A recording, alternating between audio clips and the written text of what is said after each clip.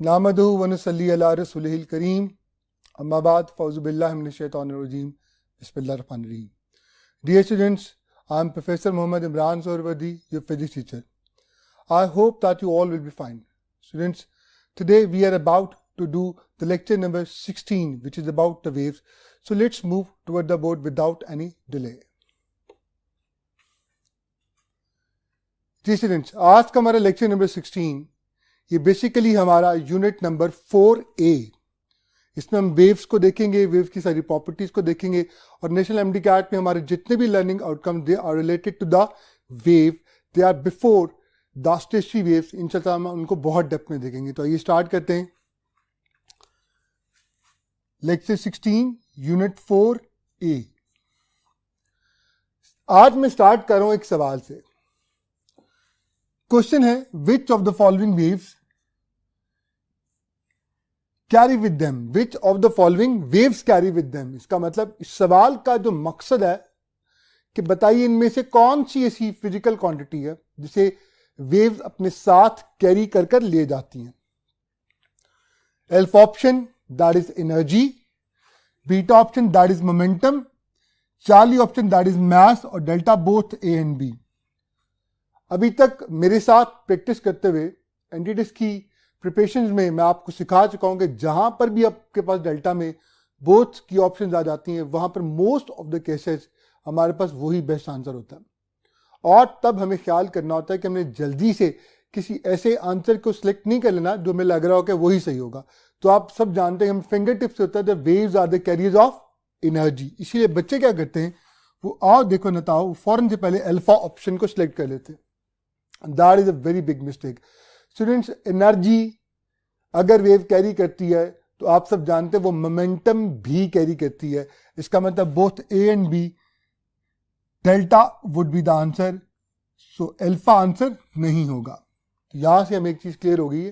तो ऐसा मुमकिन है कि इस साल एक बहुत ही बेसिक क्वेश्चन हमसे पूछा जाए, लेकिन इसमें भी ट्रिक शामिल थी जो आपने देखा अल्फा ऑप्शन. मोस्ट प्रोबेबली हमें लगता है कि यही आंसर होगा. अब बात कर लेते हैं मैस की. Waves are the carriers of energy.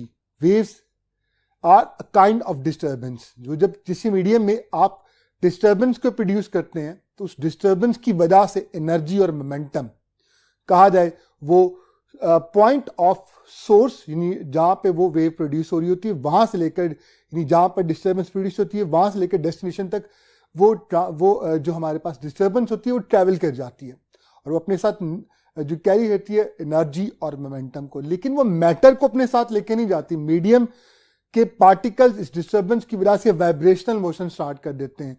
They can either vibrate along the direction of the motion of the propagation of the wave or perpendicular to that. आपको पता है मैं longitudinal और transverse waves की बात कर रहा हूं. लेकिन कभी ऐसा नहीं होता कि पार्टिकल्स भी कहा जाए तो वेव्स के साथ ट्रेवल कर जाएं तो मीडियम वहां से ट्रेवल नहीं करता, मैस वहीं पर स्टे करता है. यहां पे एक बहुत इंपॉर्टेंट पॉइंट जो मैं आपसे शेयर करने जा रहा हूं, अक्सर बच्चों से मैटर वेव के बारे में जब सवाल किया जाता है तो मैटर वेव्स को देखकर वो समझते हैं शायद ये कोई ऐसी वेव्स होंगी जो अपने साथ मैटर को कैरी करती होंगी. जी नहीं, गौर से देखिएगा. मैटर वेव्स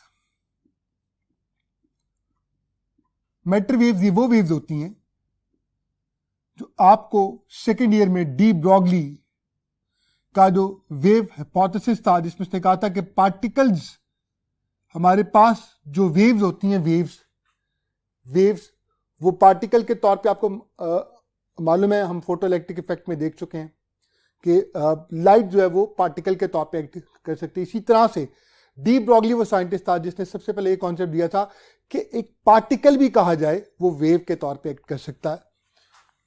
फॉर्मूला क्या होता है, lambda is equal to H over M V. तो यहां पर ये बताना बहुत जरूरी था ताकि आप तमाम स्टूडेंट्स को अब अपनी लाइफ में कभी भी ये डिस्टर्बेंस ना रहे कि मैटर वेव्स किसको कहते हैं. तो वो waves which are associated with the matter, it mean particle when they start acting like matter. तो वो जो वेवलेंथ कैरी करते हैं, वेव प्रॉपर्टीज कैरी करते हैं, तो उनको मैटर वेव्स भी कहा जाता है. नेक्स्ट पॉइंट देखते हैं. रिकैपिटुलेट किया, वेव्स क्या क्या कैरी करती हैं, मेरे साथ रिपीट कीजिएगा. जी हां, energy and momentum, but they do not transfer matter with them. हमेशा मेरी कोशिश होती है कि मैं जो पॉइंट आपको सिखाऊं उसके बाद उसको दोबारा से रिवाइज जरूर करवाऊं ताकि आपको यहीं पर तैयारी हो जाए आपकी। वेव्स की अगर बात की जाए, there disturbance in a medium. Disturbance की वजह से वेव्स बुनियादी तौर पे दो तरह की होती हैं, progressive waves and standing waves. Progressive waves किन को कहते हैं, गौर से देखिएगा। प्रोग्रेसिव वेव्स वो होती हैं which move from source to the destination and set all the points or the particles of the medium to vibrate. वो waves, वो disturbance जो किसी मीडियम के तमाम पार्टिकल्स को मजबूर कर दे वाइब्रेशनल मोशन को परफॉर्म करने के लिए, और तमाम पार्टिकल्स वाइब्रेट करें, तो ऐसी वेव को प्रोग्रेसिव वेव का नाम दिया जाता है। और दूसरी तरफ अगर देखा जाए तो इसमें हमारे पास जो पार्टिकल्स होते हैं वो पैरेलल टू द वेव भी वाइब्रेट कर सकते हैं, और परपेंडिकुलर टू द वेव, आप सब जानते हैं पैरेलल होंगे तो हम उसे लॉन्गिट्यूडनल वेव्स का नाम देते हैं, और परपेंडिकुलर होंगे तो हम उसको ट्रांसवर्स वेव्स का नाम देते हैं। स्टैंडिंग या स्टेशनरी वेव्स किन को कहते हैं स्टूडेंट्स? स्टेशनरी वेव्स तो बहुत ही फेमस टॉपिक है, हमारा नेशनल एमटीकैट का टॉपिक भी है, जो आप नेक्स्ट लेक्चर में इंशाअल्लाह लेक्चर नंबर 17 में मैं आपको बड़ी डेप्थ में जाके समझाऊंगा। हमने पढ़ा भी हुआ है स्टेशनरी वेव्स, लेकिन स्टेशनरी वेव्स का एक शॉर्ट नेम भी है, जी हाँ, स्टैंडिंग वेव्स। इन्हें स्टैंडिंग वेव्स क्यों कहा जाता है? इन्हें स्टैंडिंग वेव्स इसलिए कहा जाता है because they are the waves on which certain points are at permanent rest. इन वेव्स पर कुछ पॉइंट्स ऐसे होते हैं which do not appear to vibrate at all. Obviously, I'm talking about the points nodes. Nodes वो होते हैं जहां पे amplitude of vibration हमेशा क्या होता है? जीरो, और हमेशा क्या रहता है? जीरो। तो आप देख सकते हैं मैंने आपके लिए यहां पर, ये हमारे पास दो फर्म स्पोर्ट्स हैं और ये स्ट्रिंग है जिसको जब वाइब्रेट करवाया गया तो हमारे पास 3 हार्मोनिक्स पैदा होते हैं, fundamental harmonic, second one and the third one. तो आप देख सकते हैं ये पॉइंट जो कि एम्पलीट्यूड इस वक्त मैक्सिमम शो कर रहा है, इट कीप ऑन वाइब्रेटिंग, इसकी एम्पलीट्यूड कॉन्टिन्यूसली चेंज होती है, लेकिन ये जो पॉइंट्स हैं, ये जो पॉइंट था जिसकी वाइब्रेशन एम्पलीट्यूड जो है वाइब्रेशन की वजह से एम्पलीट्यूड कॉन्टिन्यूसली वेरी करती है, इसे एंटी नोड का नाम दिया जाता है। लेकिन जब नोड्स की बात की जाए N1, N2, N3 and N4, तो ये वो पॉइंट्स होते हैं जहां पर the particles of the medium they do not appear to vibrate at all. This is the reason why this kind of waves are also known as standing or stationary waves. तो ये concept आपने याद रखना है कि standing और stationary wave से मुराद ये नहीं है कि ये एनर्जी को कैरी नहीं करती या ट्रांसफर नहीं करती, बिकॉज बुनियादी तौर पर जितनी भी वेव्स होती हैं उन्होंने बेसिक डेफिनेशन को लाजमी फुलफिल करना होता है, that they must carry energy with them, उन्हें अपने साथ एनर्जी को कैरी करना ही होता है। जी स्टूडेंट्स, अब बात कर लेते हैं, ये पॉइंट्स जो थे ये नोट से बात कर लेते हैं प्रोग्रेसिव वेव्स की। प्रोग्रेसिव वेव्स हमारे पास दो तरह की होती हैं, transverse waves and longitudinal waves. आइए स्टूडेंट्स, इनको डेप्थ में देखने के लिए अपने नेक्स्ट बोर्ड की तरफ स्विच करते हैं। जी स्टूडेंट्स, बात करते हैं प्रोग्रेसिव वेव्स की दो टाइप्स की, यानी longitudinal waves and the transverse waves. Longitudinal waves और ट्रांसवर्स वेव्स को मैं एक कंपैरिजन में आप लोगों के सामने एक्सप्लेन करूंगा ताकि आपके लिए एंटीटेस्ट के हवाले से सारे पॉइंट्स को एक ही जगह यकजा करना और फिर उनको समझना आसान हो जाए। लॉन्गिट्यूडनल वेव्स की सबसे बेस्ट एग्जांपल साउंड वेव्स हैं या वेव सेटअप इन अ स्लिंकी। कि बाज़ वक़्त ऐसा आज हो जाता है कि पेपर में बहुत ही सिंपल क्वेश्चन आते हैं, तो ऐसा मुमकिन है कि क्वेश्चन आपसे पूछा जाए that which of the following is an example of longitudinal wave. Alpha option में साउंड वेव लिखा हो, बीटा में वेव सेटअप इन अ स्लिंकी। तो ऑब्वियसली दोनों ही हमारे पास इसकी बेस्ट एग्जांपल्स हैं। अब साउंड वेव्स को मैं यहाँ पे प्रेजेंट कर रहा हूं ताकि आप समझ सकें, आपने किया भी होगा।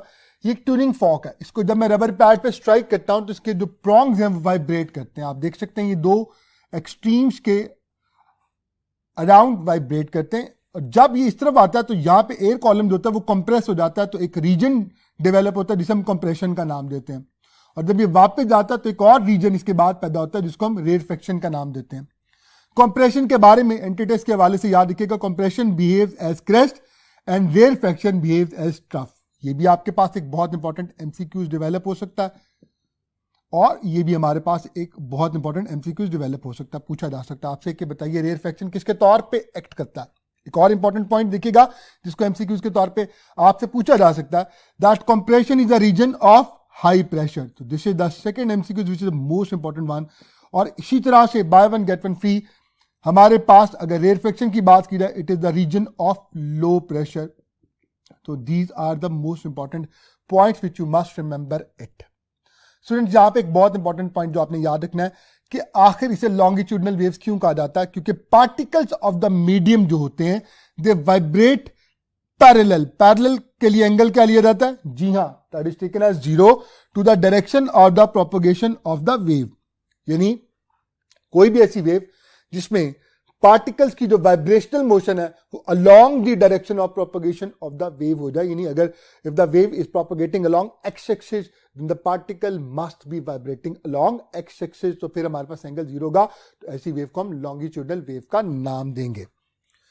स्टूडेंट्स, इसके बाद ट्रांसवर्स वेव्स को देखते हैं। Wave setup in a string. Suppose करिए ब्लू कलर की लाइन, ये मेरे पास एक स्ट्रिंग है, ये मेरे पास एक फर्म सपोर्ट है, और मैं क्या करता हूं, मैं स्ट्रिंग्स को यहां से होल्ड करके अप एंड डाउन जब मूव करवाऊंगा तो आप देख सकते हैं मेरे पास इस तरह से एक वेव जनरेट होती हुई नजर आएगी which will be moving forward in this direction. इस अपर पोर्शन को आप सब जानते हैं जिसको पॉजिटिव लिया जाता है, इसे क्रेस्ट का नाम दिया जाता है। And the lower portion it is taken as trough. यहां पर क्या होता है, the particles of the medium they vibrate perpendicular, it means angle कितना बनेगा 90 degree to the direction of the propagation of the wave. तो ये तो बुनियादी तौर पे कहा जाए तो हमने एक बेसिक देखी। तो आपको यहां से बहुत सारे क्वेश्चन आ सकते हैं जो मैंने आपसे शेयर किया, यहां पे एंगल के हवाले से पूछा जा सकता है, और ये सारी चीजें बहुत इंपॉर्टेंट थी, but they very simple obviously. ये हमें फिंगर टिप्स पर भी हैं। रिवाइज इसलिए करें क्योंकि हम इंशाअल्लाह सारी चीजें यहां पर सीख कर जाएंगे। एक क्वेश्चन देखते हैं, बहुत इंपॉर्टेंट क्वेश्चन है, पास पेपर से क्वेश्चन है, नेशनल एमडीकैट का क्वेश्चन है। An explosion takes place on the moon. चांद पर यानी मून पर एक धमाका होता है, एक्सप्लोजन होता है। An observer on earth. अब ऑब्जर्वर कहां पर है? ऑब्जर्वर जमीन पर मौजूद है। अब ऑब्जर्वर क्या करेगा, क्या ऑब्जर्व करेगा, आइए देखते हैं। Will alpha only here explosion. उसे सिर्फ धमाका सुनाई देगा। चांद काफी दूर है, वहां से कहा जाए आवाज का हम तक ट्रेवल करना कंपैरेटिवली डिफिकल्ट है, but obviously it may be possible. हो सकता कोई बच्चा सोचे कि डिस्टेंस चाहे जितना भी हो सकता है, आवाज इतनी ज्यादा प्रोड्यूस हो कि हमारे पास धमाका इतना ज्यादा इंटेंस हो कि साउंड हम तक पहुंच जाए। देखते हैं। बीटा ओनली सी एक्सप्लोजन, सिर्फ देख सकता है। अब यहां पे बड़ा इंपॉर्टेंट पॉइंट ये है कि अगर सिर्फ देख सकता है तो इसका मतलब वो ये कह रहा है कि कहीं भी धमाका हो तो दो चीजें प्रोड्यूस होती हैं। आप सब जानते हैं, एक तो लाइट प्रोड्यूस होती है, आग लगती है जिससे रोशनी प्रोड्यूस होती है, दूसरा साउंड प्रोड्यूस होती है।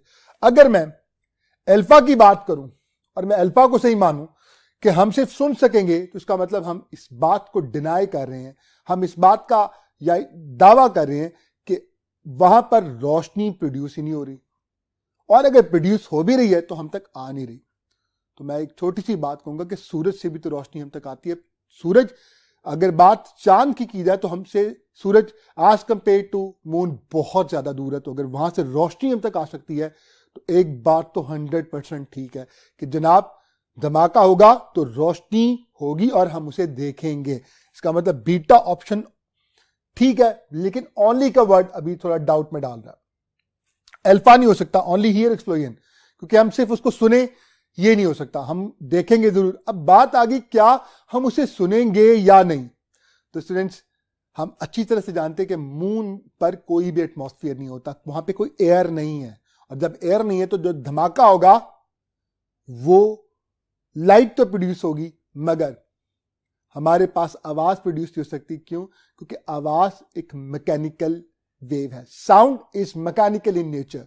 साउंड को अपनी प्रोपगेशन के लिए मीडियम की बहुत ज्यादा जरूरत होती है। तो जब तक मीडियम नहीं होगा साउंड ट्रेवल नहीं कर सकती। तो one thing is very clear that we can only be able to see the explosion, we will not be able to hear it. So that means the best option is that is beta. Students, अब यहीं पर ये MCQs place करने का बुनियादी मकसद क्या था, ताकि मैं आप लोगों को इंट्रोड्यूस करवा दूं तो to different to operate like, आप कह सकते हैं ऑपरेट टू ईच अदर ही है, mechanical and non mechanical waves. ये भी हमसे पूछा जा सकता है, the part and the parcel of our recent very fresh national MCAT physics syllabus. Mechanical waves किसको कहते हैं? They need a medium for the propagation and the best example is what can be other than that? That is sound waves. आपने भी example भी देखी, MCQs में भी इस बात को सीखा कि साउंड को अपनी प्रोपगेशन के लिए मीडियम की बहुत ज्यादा जरूरत होती है। अगर मीडियम नहीं होगा साउंड प्रोड्यूस नहीं हो सकती। स्टूडेंट्स, इसके बाद हमारे पास दूसरी जो वेव होती है वो नॉन मैकेनिकल वेव्स हैं। आपको पता है they do not need a medium for the propagation, light, या इन शॉर्ट वे मैं कह सकता हूं that all the family of electromagnetic waves, electromagnetic waves की जितनी भी फैमिली है, तो रेडियो वेव से स्टार्ट होती है, गैमा रेज तक जाती है, ये सारी की सारी क्या है, they are basically non mechanical, इनको इलेक्ट्रोमैग्नेटिक वेव्स भी कहा जाता है। और हुस्न इत्तेफाक ही है कि कायनात में नॉन मैकेनिकल वेव्स की जो एग्जांपल है वो सिर्फ इलेक्ट्रोमैग्नेटिक वेव्स हैं। इसलिए इलेक्ट्रोमैग्नेटिक वेव्स का दूसरा नाम नॉन मैकेनिकल वेव्स या नॉन मैकेनिकल वेव्स का दूसरा नाम इलेक्ट्रोमैग्नेटिक वेव्स भी लिया जाता है। तो फैमिली ऑफ इलेक्ट्रोमैग्नेटिक वेव्स होगी।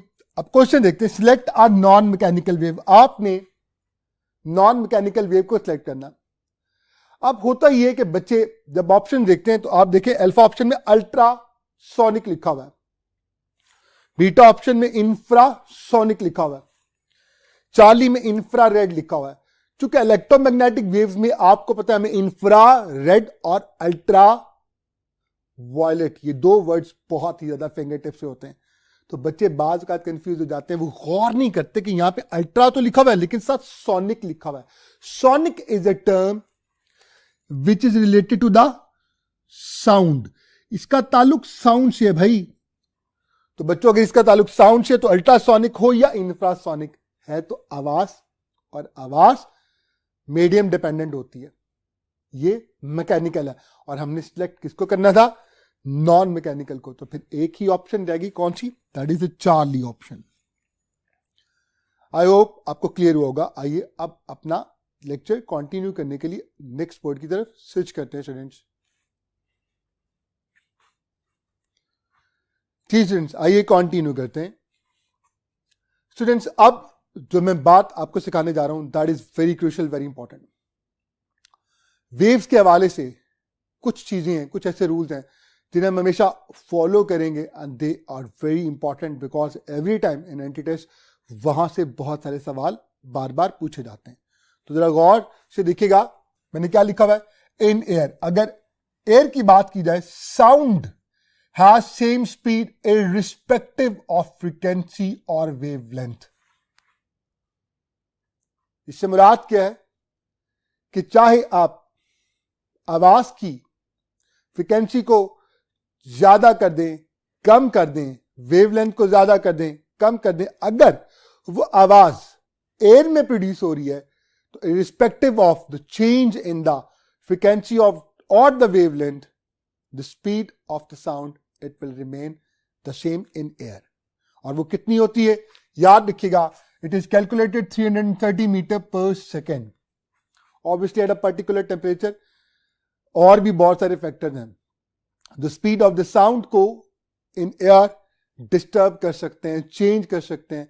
और हमारा आज का लेक्चर जो होगा वो इसके बारे में मैं बड़ी डिटेल्स में इंशाल्लाह आपको इस सारे के सारे पॉइंट सिखा दूंगा। यानी आपको अल्लाह ताला का करम हुआ तो अल्लाह सोने के करम से मैं आपको सारे के सारे पॉइंट सिखा दूंगा। बस आपने मेरे साथ पूरा लेक्चर ध्यान से सुनना और सारे पॉइंट्स नोट डाउन करने।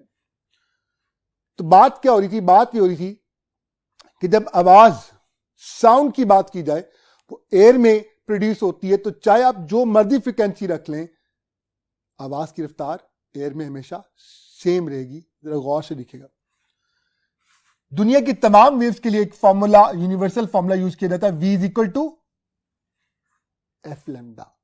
आप किसी भी मुश्किल में पड़ जाए तो ये फॉर्मूला आपको वहां पे हेल्प करेगा। तो आपने याद रखने कैसे, देखिएगा। देखिए अभी मैंने ये बात डिक्लेयर की that in air all types of the sound they have the same speed, अगर स्पीड सेम है, अगर मैं इस फैक्टर को सेम कर देता हूं, कांस्टेंट कर देता हूं, तो आप देख सकते हैं जब ये कांस्टेंट हो जाएगा तो दो चीजों का प्रोडक्ट अगर कांस्टेंट हो जाता है, तो जब भी दुनिया में, इस दुनिया में जब भी दो चीजों का प्रोडक्ट कांस्टेंट होगा तो दोनों आपस में इनवर्सली प्रोपोर्शनल हो जाएंगे। इसी के पेश नजर हमने आपके लिए यहां पर एक छोटा सा टेबल ड्रॉ किया है। सबसे पहले इस टेबल में मैंने इसको कैसे डिजाइन किया, मैं जब इस तरफ जाता हूं तो फ्रीक्वेंसी इंक्रीज करती है, वेवलेंथ ऑटोमेटिकली क्या करेगी, ऑब्वियसली चूंकि इनवर्सली प्रोपोर्शनल है, फ्रीक्वेंसी अगर इंक्रीज करिए तो वेवलेंथ डिक्रीज करेगी, और स्पीड क्या रहेगी, सेम। इसका मतलब ये मैंने आपके लिए एयर के हवाले से इसको डिजाइन किया। सबसे पहले इंपॉर्टेंट पॉइंट, ऑडिबल या सोनिक, जिसे इंसान सुन सकता है उसको ऑडिबल या सोनिक का नाम दिया जाता है स्टूडेंट। इसकी हमारे पास फ्रीक्वेंसी की जो रेंज होती है वो सब जानते हैं, पेपर में भी पूछा जा सकता है। 20 हर्ट्ज से हम कम से कम 20 हर्ट्ज सुन सकते हैं आवाज, और अगर उसकी फ्रीक्वेंसी 20 हर्ट्ज है और ज्यादा से ज्यादा एक नॉर्मल ह्यूमन जो ईयर है 20,000 हर्ट्ज या 20 किलो हर्ट्ज सिंपलीफाइड फॉर्म में लिखा जाए तो उसको आप सुन सकते हैं। इसे हम ऑडिबल का नाम भी देते हैं या सोनिक। सोनिक का मतलब जिसे सुना जा सके। अगर मैं इससे ऊपर जाऊंगा तो ऑब्वियसली फ्रीक्वेंसी इंक्रीज कर जाएगी, तो फ्रीक्वेंसी जो होगी वो अबव 20 किलो हर्ट्ज होगी, इसे मैं अल्ट्रासोनिक का नाम दूंगा। और अगर मैं ऑडिबल से यानी सोनिक से नीचे आ जाऊं तो मैं इंफ्रा की बात करूंगा, जिसकी फ्रीक्वेंसी बिलो 20 हर्ट्ज होगी। तो अब बहुत इंपॉर्टेंट पॉइंट यह है कि इन तमाम, चाहे एक के साथ इंफ्रा लिखा हुआ है, चाहे एक के साथ अल्ट्रा लिखा हुआ है, और एक के साथ ऑडिबल या सोनिक लिखा हुआ है, एयर में इन तमाम की फ्रीक्वेंसी और वेवलेंथ तो ऑब्वियसली डिफरेंट होती है, मगर क्या चीज सेम होती है, स्पीड सेम होती है। ये क्वेश्चन आपसे पूछा जा सकता है, ये बहुत ही अहम पॉइंट, इसे आपने नोट डाउन कर लेना स्टूडेंट्स। आइए एक और बहुत इंपॉर्टेंट पॉइंट देखते हैं।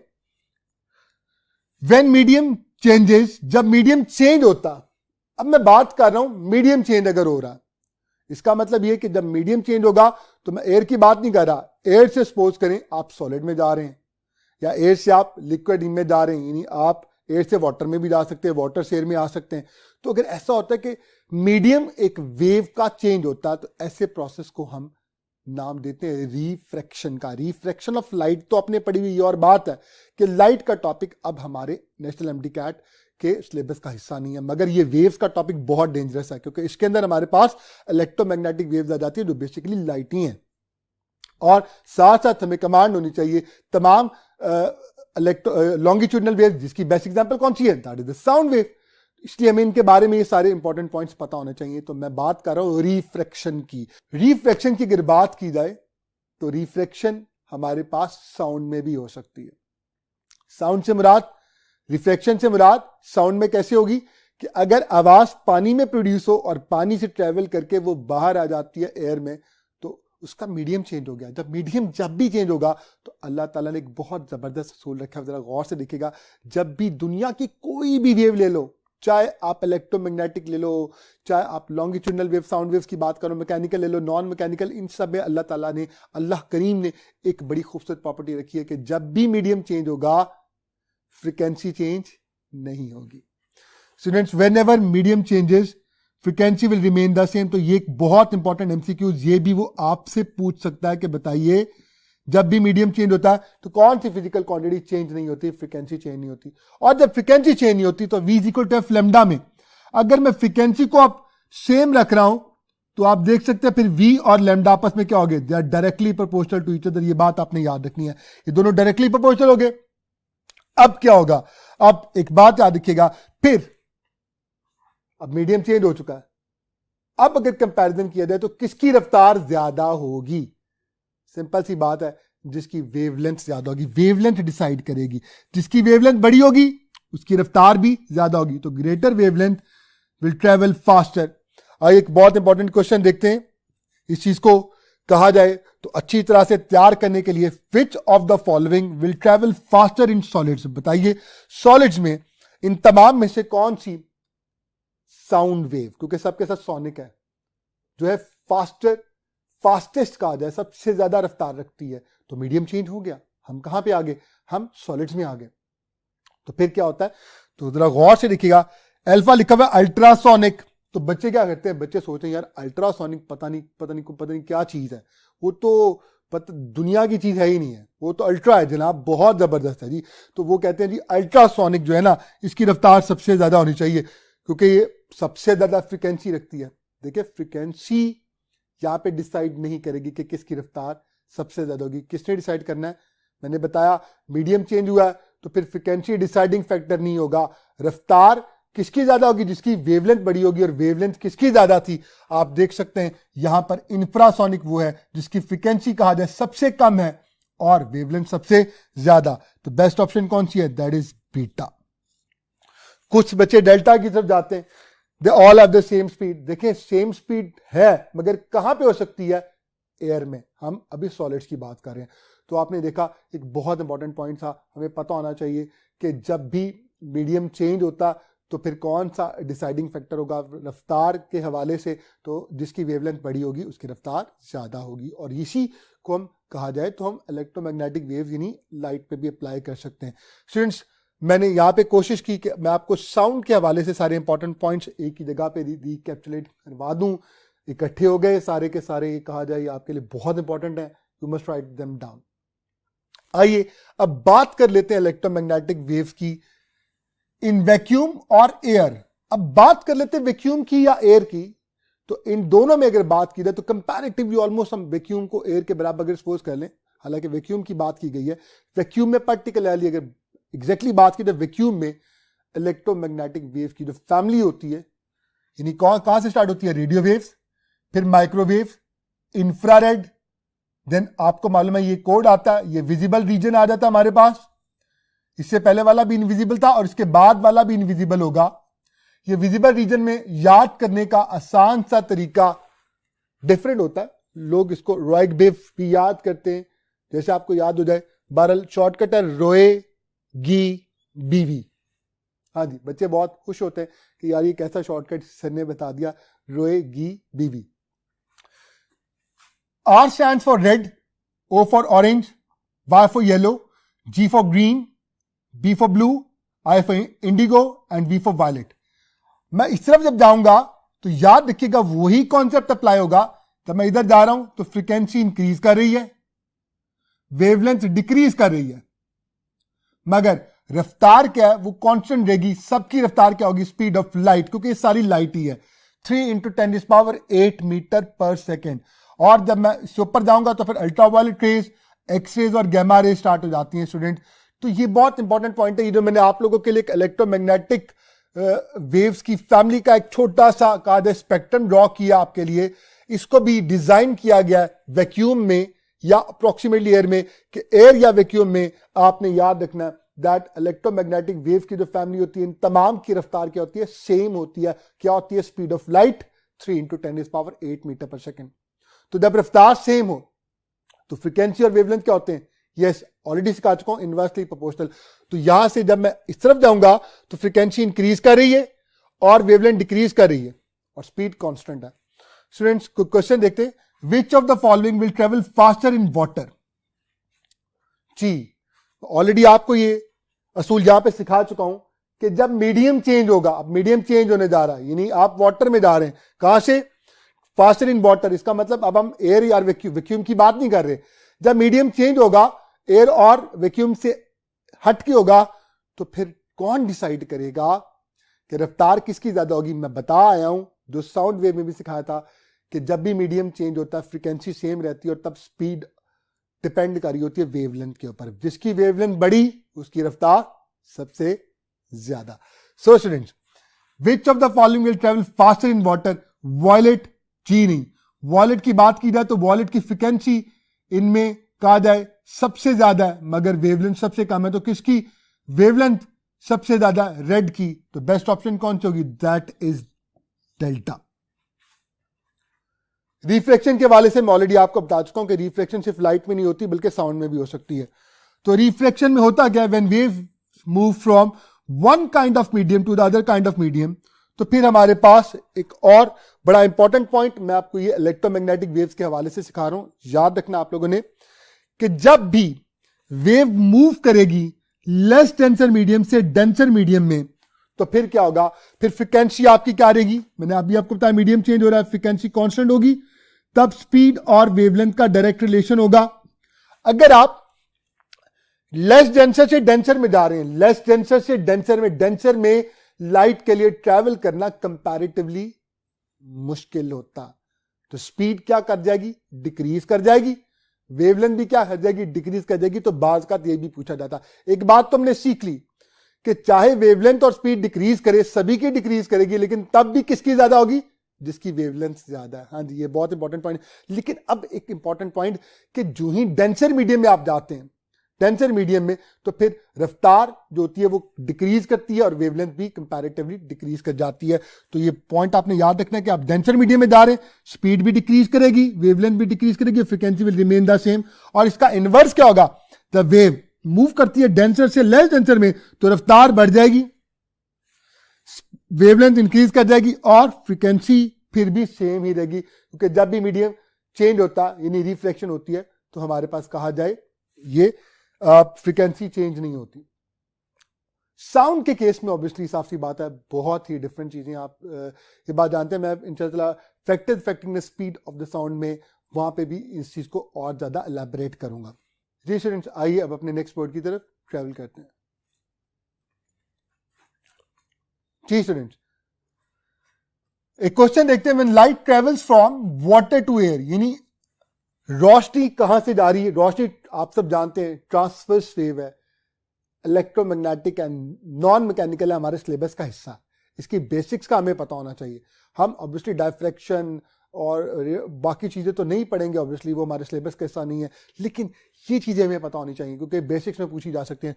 When light travels from water to air, यानी वाटर से एयर, वाटर क्या है, डेंसर, एयर क्या है, लेस डेंसर। इसका मतलब डेंसर से लेस डेंसर में जा रही है। तो जब भी लेस डेंसर में जाती है तो आप सब जानते हैं आवाज की रफ्तार जो है वो इंक्रीज कर जाएगी, स्पीड इंक्रीज करेगी, वेवलेंथ भी इंक्रीज करेगी, क्योंकि दोनों आपस में क्या है, डायरेक्टली प्रोपोर्शनल। लेकिन फ्रीक्वेंसी पर कोई भी फर्क नहीं पड़ेगा, frequency will remain the same. तो बेस्ट ऑप्शन कौन सी है, दैट इज डेल्टा। इसका इनवर्स भी आपको क्लियर हो जाना चाहिए, bye one get one free. कि अगर आपके पास लाइट ट्रेवल करती एयर से वाटर में तो स्पीड डिक्रीज कर जाती, वेवलेंथ डिक्रीज कर जाती और फ्रीक्वेंसी पर तब भी कोई इफेक्ट ना होता।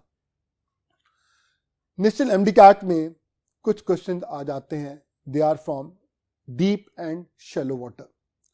स्टूडेंट्स, डीप और शैलो वाटर से पहले एक बहुत इंपॉर्टेंट पॉइंट, वाटर वेव जो होती हैं दे आर कॉम्प्लेक्स। आप उन्हें लॉन्गिट्यूडनल या ट्रांसवर्स वेव्स नहीं कह सकते, कॉम्प्लेक्स वेव्स होती हैं। और इसीलिए कहते हैं कि you can not produce transverse waves in water because they dies out quickly. Transverse wave ज्यादा वाटर में ज्यादा देर अपने वजूद को बरकरार नहीं रख सकती। तो बाद का ये अप्रोक्सीमेशन ली जाती है that you almost can not produce the transverse waves in water. तो वाटर में बाद का डीप और शैलो वाटर का कॉन्सेप्ट आ जाता है। डीप वाटर और शैलो वाटर वही कॉन्सेप्ट है जो अभी मैं आपको बता के आया हूं कि एक जब रिफ्रैक्शन होती है और हमारे पास वेव एक तरह के मीडियम से दूसरे तरह के मीडियम में जाती है, यानी लेस डेंसर से डेंसर या डेंसर से लेस डेंसर, तो ये डीप और शैलो का बेसिकली जो कॉम्बिनेशन जो होता है, इसमें क्या होता है, इनमें से डीप और शैलो में से एक डेंसर के तौर पे एक्ट कर रहा होगा, एक लेस डेंसर के तौर पे एक्ट कर रहा होगा, फिर वो हमसे क्वेश्चंस करेगा। तो क्वेश्चन बहुत सिंपल होते हैं, लेकिन चूंकि हमने इस टॉपिक को इतनी डेप्थ में पढ़ा नहीं होता, प्रॉब्लम कर जाते हैं। तो आई होप कि आज मुझसे पढ़ने के बाद आपका कोई प्रॉब्लम इंशाल्लाह फिर नहीं रहेगा। Waves in deep and the shallow water. Students, ये मैंने आप लोगों के लिए एक छोटा सा कहा जो ट्रे ली, इस ट्रे में वाटर भरा हुआ है। ये ब्लू कलर की बेसिकली क्या चीज है, मैंने ब्रिक्स प्लेस कर दी है, यानी कहा जाए तो मैंने अब इस पूरे ट्रे को मेरे में जो पानी है उसको दो लेवल्स में कन्वर्ट कर दिया। एक की डेप्थ वाटर की H1 है और एक जगह मैंने कुछ ब्रिक्स प्लेस करके डेप्थ को कंपैरेटिवली कम कर दिया। H1 बेसिकली डेप्थ है, तो H1 is greater than H2। तो यहां पर जो वाटर होगा स्टूडेंट्स उसे क्या कहेंगे, we call it deep water. आपने याद रखना है डीप वाटर हमेशा लेस डेंसर के तौर पे एक्ट कर रहा होता है, it acts as less denser medium. और ये वाला पोर्शन जहां पर कहा जाए डेप्थ कंपैरेटिवली कम है, इसे हम लोग शैलो का नाम देते हैं। और जो शैलो वाटर होता है वो हमारे पास कहा जाए तो डेंसर मीडियम के तौर पे एक्ट कर रहा होता है, क्योंकि डीप वाटर लेस डेंसर है और शैलो डेंसर है। ये दो चीजें आपने याद कर लेनी है। मैं दोबारा रिपीट कर रहा हूं, डीपर वाटर जिसकी डेप्थ ज्यादा है, it acts as less denser और रेयर मीडियम, और जो शैलो वाटर होता है जिसकी डेप्थ H2 है, it's acts as denser medium. अब जो बात अपने याद रखनी है वो ये याद रखनी है कि जो ही आप यहां पर वेव्स प्रोड्यूस करेंगे, सपोज करें मैं यहां पे वेव्स प्रोड्यूस कर रहा हूं, यहां पर 3 वेव्स प्रोड्यूस हुई and they travelling in this direction. जो ही वो इस जगह एंटर होंगी तो आप ये देखेंगे, व्हाट यू विल ऑब्जर्व, ये वेव एक दूसरे के करीब करीब हो जाएंगी, यानी कॉन्स्ट्रिक्ट हो गई, करीब करीब आ गई, यानी वेवलेंथ क्या होगी, कम। कहां से आई थी, डीप से। कहां आई है, शैलो। डीप क्या होता है, लेस डेंसर। शैलो क्या होता है, डेंसर। तो पता चला वाटर वेव्स भी जब लेस डेंसर से डेंसर मीडियम में जाती हैं, मैं वाटर की बात कर रहा हूं, वाटर वेव्स की बात कर रहा हूं, तो फिर क्या होता है, फिर उनके अंदर वेवलेंथ डिक्रीज करती है। फ्रीक्वेंसी पर फर्क पड़ा, यहां पर भी कितनी वेव्स थी, 3, यहां पर भी क्या थी, 3 वेव्स। वेव नंबर पर तो कोई फर्क नहीं पड़ा, फ्रीक्वेंसी तो वही रही, लेकिन वेवलेंथ डिक्रीज करेगी। मीडियम चेंज हुआ, फ्रीक्वेंसी सेम है, वेवलेंथ और कार्ड स्पीड आपस में क्या है, डायरेक्टली प्रोपोर्शनल है, तो वेवलेंथ डिक्रीज कर गई तो स्पीड भी डिक्रीज कर जाएगी। तो याद रखिएगा, जब भी आप डीप से शैलो में जा रहे होगे, यानी लेस डेंसर से डेंसर में, फ्रीक्वेंसी सेम रहेगी लेकिन वेवलेंथ और स्पीड दोनों डिक्रीज करेंगे। Bye one get one free इसका इनवर्स होगा, जब आप शैलो से डीप में जाएंगे, यानी डेंसर से लेस डेंसर में, फ्रीक्वेंसी फिर सेम रहेगी और वेवलेंथ आप इंक्रीज कर जाएगी, स्पीड इंक्रीज कर जाएगी। तो ऐसे क्वेश्चन आपसे पूछे जा सकते हैं।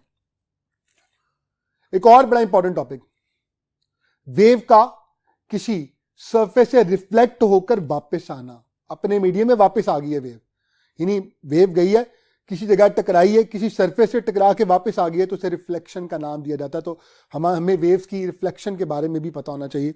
तो reflection of wave from a boundary. अगर ट्रांसवर्स वेव है, ट्रांसवर्स वेव की बात कर लेते हैं। अगर ट्रांसवर्स वेव होगी तो आपने याद रखना है, क्रेस्ट अगर गया है और क्रेस्ट जाके टकराता है एक डेंसर बाउंड्री से, जैसे फॉर एग्जांपल मैं आप लोगों के लिए यहां पे समझा रहा हूं, ये क्रेस्ट है, ये जा रहा है, फॉरवर्ड मूव कर रहा है, ये एक डेंसर बाउंड्री है। टकराने के बाद फिर क्या होगा, क्रेस्ट किस में कन्वर्ट हो जाएगा, ट्रफ में। तो तमाम ट्रांसवर्स वेव जो होती हैं उनमें एक प्रॉपर्टी देखी गई है कि जब ये रिफ्लेक्शन होती है फ्रॉम अ डेंसर बाउंड्री, तो क्रेस्ट जाके टकराएगा तो ट्रफ वापस आएगा। टकराया क्या, क्रेस्ट, वापस क्या आया, ट्रफ। बताइए इन दोनों में फेज डिफरेंस कितना है, आप सब जानते हैं 180 डिग्री, जिसको आप पाई भी राइट डाउन कर सकते हैं। इसका ऑपोजिट केस होगा कि अगर ट्रांसवर्स वेव कहा जाए जाके स्ट्राइक करती है लेस डेंसर बाउंड्री से, तो फिर क्रेस्ट टकराएगा तो वापस भी क्रेस्ट ही आएगा, और अगर ट्रफ टकराएगा तो वापस भी ट्रफ आएगा। तो फेज डिफरेंस तब क्या होगा, इट विल बी 0। स्टूडेंट्स अब बड़े ध्यान से बात सुननी है, फेज डिफरेंस और पार्ट डिफरेंस। फेज डिफरेंस कितना था, 180 डिग्री। पार्ट डिफरेंस अगर आपसे पूछ लिया जाए तो नेशनल एमडी के एक्ट में हमारे सिलेबस का हिस्सा phase difference, path difference, points in phase and out of phase, ये बहुत इंपॉर्टेंट है। तो एक फॉर्मूला तो हमारी टेक्स्ट बुक में भी मौजूद है, लेकिन ज्यादातर एफएससी में हम इसकी प्रैक्टिस नहीं करते और एंटी टेस्ट में जाके कहा जाए तो ये हमारे लिए दर्द सर बन जाता है, वबाले जान बन जाता है। तो बहुत सिंपल फॉर्मूला है, देखिएगा, phase difference is equal to 2 pi X, ये एक्स है, पाथ डिफरेंस ओवर लेमडा। इससे क्या मुराद है, पाथ डिफरेंस किसको कहते हैं, फेज डिफरेंस किसको कहते हैं, इसको समझाने के लिए जरा मैं आप लोगों के लिए लास्ट डायग्राम की तरफ आ गया। ये मेरे पास एक पॉइंट ए है और ये मेरे पास पॉइंट सी है। स्टूडेंट्स इन दो पॉइंट्स का जो पाथ का डिफरेंस है वो आप देख सकते हैं, उसको एक्स लिखा जा सकता है, कितना है, half of wavelength lambda by 2, इसे पाथ डिफरेंस कहते हैं। यानी दो पॉइंट्स का हॉरिजॉन्टल जो डिस्टेंस होता है आप उसको पाथ डिफरेंस का नाम देते हैं। फेज डिफरेंस आप कैसे कैलकुलेट कर सकते हैं, फॉर्मूला मैंने लिखा है, आइए मैं आपके लिए कैलकुलेट करके दिखाता हूं। Phi is equal to 2 pi X over lambda. 2 pi ऐसे रहेगा, एक्स की जगह हमारे पास क्या आ गया, लेमडा डिवाइडेड बाय 2 और divided by lambda, lambda lambda से कैंसिल आउट हो गया, 2 2 से कैंसिल आउट, तो क्या आ गया पाई। और आप सब जानते हैं यहां से लेकर यहां तक एंगल होता है दैट इज 180 डिग्री, या उसको पाई का नाम भी दिया जाता है। तो स्टूडेंट्स यही हमारे पास यहां पे अगर हम देखें तो phi is equal to 2 pi X over lambda में अगर मैंने यहां पर फेज डिफरेंस की जगह पाई पुट किया है तो is equal to 2 pi X मुझे चाहिए, लैम्डा पाई पाई से कैंसिल आउट हो गया, लैम्डा उधर चला गया, 2 जाके डिवाइड हो जाएगा, तो क्या जवाब आया लैम्डा बाय 2। तो आप यहां पर कोई से भी दो पॉइंट्स का पाथ डिफरेंस मालूम करके फेज डिफरेंस कैलकुलेट कर सकते हैं, और फेज डिफरेंस दिया हो तो पाथ डिफरेंस कैलकुलेट कर सकते हैं। फॉर्मूला आप यही यूज करेंगे। यानी इसका मतलब अब हम ये बात सीख चुके हैं कि अगर पाथ डिफरेंस और फेज डिफरेंस के बारे में कोई भी क्वेश्चन आ गया तो हम इंशाल्लाह ताला आसानी से कर लेंगे, और इंशाल्लाह इसकी प्रैक्टिस आपको टेस्ट में नजर भी आएगी। स्टूडेंट्स अब बात कर लेते हैं इन फेज और आउट ऑफ फेज की बात। तो स्टूडेंट्स इन फेज और आउट ऑफ फेज यानी इन फेज है या इन फेज नहीं है, हम कैसे डिसाइड कर सकते हैं? तो दो पॉइंट्स तभी इन फेज होंगे अगर उनकी जो डिस्प्लेसमेंट है फ्रॉम द मीन पोजीशन वो भी एग्जैक्टली सेम है and they are moving along the same direction, उनकी डायरेक्शन ऑफ वाइब्रेशन भी सेम। जरा गौर से देखिएगा, ये पॉइंट ए है, ये वो पॉइंट है जिसे कहा जाए पार्टिकल ने अपवर्ड वाइब्रेट करना है, क्योंकि अल्टीमेटली वाइब्रेट होती थी उसने यहां पर लेकर आना है। लेकिन इस पॉइंट को देखा जाए तो इस पॉइंट ए पर एम्पलीट्यूड तो जीरो थी, पॉइंट सी पर भी एम्पलीट्यूड जीरो है, मगर ये पॉइंट डाउनवर्ड है। क्यों डाउनवर्ड है? क्योंकि obviously it is moving downward, तभी ये हमारे पास ट्रफ प्रोड्यूस होता है। तो ये आपस में कहा जाए आउट ऑफ फेज है कितना, पाई, और आपने देखा ए और सी का फेज डिफरेंस कितना था, 180 डिग्री था। इस तरह से हम किसी भी दो पॉइंट्स का ये भी डिसाइड कर सकते हैं whether they are in phase और आउट ऑफ फेज। अब इन फेज पॉइंट में भी आपके सामने प्लेस करता हूं। पॉइंट ए और पॉइंट ई को देखा जाए तो इन दोनों का पाथ डिफरेंस कंप्लीट वेवलेंथ है, और जब भी कंप्लीट वेवलेंथ होती है लैम्डा या 2 लैम्डा या 3 लैम्डा या 4 लैम्डा या 5 लैम्डा, यानी an integral multiple of complete wavelength, तो वो पॉइंट्स हमेशा क्या होंगे, इन फेज होंगे। ये शॉर्टकट है याद करने का, बड़ा सिंपल सा शॉर्टकट मैंने आपको सिखा दिया आज। और आप सब जानते हैं कि कंस्ट्रक्टिव इंटरफेरेंस के लिए हमारे पास यही शॉर्टकट होता है। कंस्ट्रक्टिव इंटरफेरेंस के लिए पॉइंट्स का इन फेज होना that is the most important thing, और डिस्ट्रक्टिव के लिए आउट ऑफ फेज होना बहुत जरूरी है। वो आपको पता है that is an odd integral multiple of half of wavelength होता है। तो इंशाल्लाह इसको और ज्यादा प्रैक्टिस भी हम लोग करेंगे। स्टूडेंट्स अब जरा गौर से देखिएगा, कुछ इंपॉर्टेंट पॉइंट्स मैं आपसे शेयर कर रहा हूं। हमारे पास ये मीडियम एयर है और ये मीडियम वाटर है और ये लाइट है, यानी कौन सी wave, transverse wave. Transverse wave हमारे सिलेबस का हिस्सा है। लाइट गई इस पॉइंट पर स्ट्राइक की, एयर में नहीं गई, यानी मीडियम चेंज नहीं हुआ, उसी मीडियम में वापस आ गई। रिफ्लेक्शन का प्रोसेस हुआ, मीडियम चेंज नहीं हुआ, तो इस पॉइंट पर अगर टकराया क्या है, अगर क्रैश टकराया होगा तो वापस भी क्रैश ही आएगा। क्यों? उसकी वजह यह है वो जिस मीडियम से टकरा रही है वो एयर है जो कि लेस डेंसर मीडियम है। और मैं आपको सिखा चुका हूं ट्रांसवर्स वेव जब लेस डेंसर बाउंड्री से टकराती है तो क्रस्ट टकराएगा तो क्रस्ट ही वापस आएगा, ट्रफ टकराएगा तो ट्रफ ही वापस आएगा। तो आप देख सकते हैं ये मैंने आप लोगों को इस तरह से भी प्लेस किया। फेज डिफरेंस जीरो होगा और पाथ डिफरेंस क्या हो सकता है मैं सिखा चुका हूं आपको, जीरो हो सकता है, lambda, 2 lambda, so on whatever. इसी तरह से अगर मैं बात करूं हमारे पास साउंड वेव की, चलिए हम साउंड वेव की बात करते हैं। साउंड लॉन्गिट्यूडनल वेव है। हमारी टेक्स्ट बुक में साउंड वेव की रिफ्लेक्शन का कोई जिक्र कहीं नहीं आता, मगर इट मे बी पॉसिबल। एंटीटेस्ट का सबसे बड़ा जो अलमिया है या पॉजिटिव प्लस पॉइंट ये है, अलमिया उनके लिए जो पढ़ते नहीं है, जो जिनके पास एक्सपोजर नहीं है, और ऑब्वियसली यहां पे हम आपको मैक्सिमम एक्सपोजर देते हैं, और जो भी सुन रहे हैं उनके लिए बहुत बड़ा एक्सपोजर बन जाएगा, फायदा हो जाएगा, एक पॉजिटिव पॉइंट हो जाएगा कि वो ये क्वेश्चन कर पाएंगे कि ट्रांसवर्स वेव का तो हमारी बुक में रिफ्लेक्शन का दिया हुआ है लेकिन लॉन्गिट्यूडनल वेव का नहीं दिया हुआ। लॉन्गिट्यूडनल वेव नहीं, साउंड वेव। तो मैं बता देता हूं, साउंड वेव में शॉर्टकट याद रखिएगा, इट इज इनवर्स। रिफ्लेक्शन के जो कैरेक्टरिस्टिक्स हैं it is inverse two the transverse wave. इससे मुराद ये रिपीट कर लेते हैं, ट्रांसवर्स वेव में क्या होता था, क्रस्ट जाके टकराता था डेंसर से तो ट्रफ वापस आता था। लॉन्गिट्यूडनल में ऐसा नहीं होगा, लॉन्गिट्यूडनल में ऑपोजिट काम होगा। लॉन्गिट्यूडनल वेव यानी साउंड वेव जब डेंसर मीडियम से टकराती है तो कंप्रेशन जाके टकराएगा तो कंप्रेशन ही वापस आएगा। आपको पता है वहां पे कंप्रेशन लेते हैं, कंप्रेशन को क्रैश भी कहा जा सकता है। तो हो सकता है पेपर में टेक्निकल वर्ड बोले क्रैश ही बोल दे तो आपके हाँ जी साउंड में तो क्रैश नहीं होता, कंप्रेशन जो होती है it is taken as crest, region of high pressure. मैंने सारी चीजें आपके सामने आज रखी हैं। तो साउंड में क्या होगा, साउंड में डेंसर मीडियम से जब टकराएगा तो कंप्रेशन जाएगा तो कंप्रेशन ही वापस आएगा, रेयरफेक्शन जाएगा तो रेयरफेक्शन ही वापस आएगा। लेकिन यानी opposite to the transverse wave हुआ। और अगर ये लेस डेंसर से टकराएगा तो कंप्रेशन जाएगा तो रेयरफेक्शन वापस आएगा, यानी ऑपोजिट सारे। कितना आसान है, अब bye one get one free. आपने ट्रांसफर के कॉन्सेप्ट अगर सीख लिए तो लॉन्गिट्यूडनल को याद करना आपके लिए कोई भी मुश्किल नहीं है। तो कुछ प्रैक्टिस करते हैं। वाटर वेव्स, जाके वाटर में साउंड वेव हैं, साउंड वेव जहां पे जाके टकराई, बाहर क्या थी, एयर थी, एयर से टकरा के वापस आ गई, यानी किससे टकराई, लेस डेंसर से, क्योंकि वो डेंसर में है, वाटर में है। वाटर डेंसर होता है, air less denser. Water denser है तो फिर क्या होगा, अगर कंप्रेशन टकराया होगा वापस रेयरफेक्शन आएगा। और इसको ऑपोजिट देख लेते हैं, अगर बाहर वाटर होता और यहां पे एयर होती तो फिर क्या होता, फिर कंप्रेशन टकराता डेंसर से तो कंप्रेशन ही वापस आता। तो ये बहुत इंपॉर्टेंट पॉइंट है जिसे आपने याद रखना है। स्टूडेंट्स, अब हमारा लेक्चर कंटिन्यू होगा इंशाअल्लाह। मैं बोर्ड दोबारा से राइट डाउन करूंगा। आइए बोर्ड को दोबारा से स्टार्ट करते हैं ताकि हम आज के अपने लेक्चर को कंप्लीट कर सकें। बिस्मिल्लाहिर्रहमानिर्रहीम। डियर स्टूडेंट्स, आइए दोबारा से स्टार्ट करते हैं। स्टूडेंट्स, यूनिट नंबर 4A हमारा next topic, which is a very important topic of this national MDCAT from unit number 4A, that is speed of the sound in air.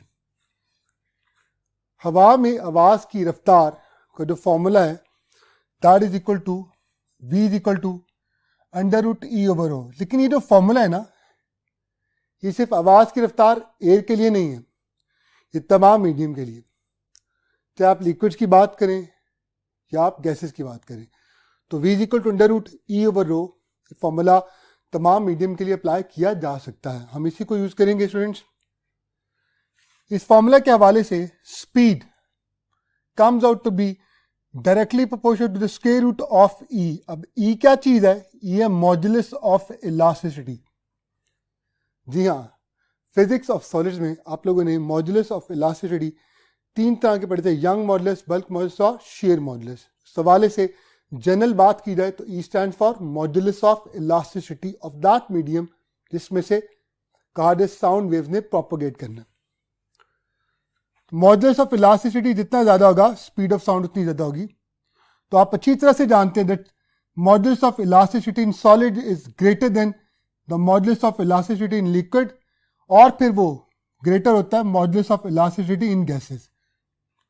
तो इस एतबार से अगर मैं देखूं तो इस फॉर्मूला से डेंसिटी के वाले से देखा जाए तो speed of the sound in that particular medium जिसमें से प्रोपोगेट कर रही है is inversely proportional to the square root of the density of that medium. Rho stands for the density of the medium. आइए एक सवाल देखते हैं, बहुत इंपॉर्टेंट क्वेश्चन, और अक्सर बच्चे यहां पर मिस्टेक कर जाते हैं। Let's see.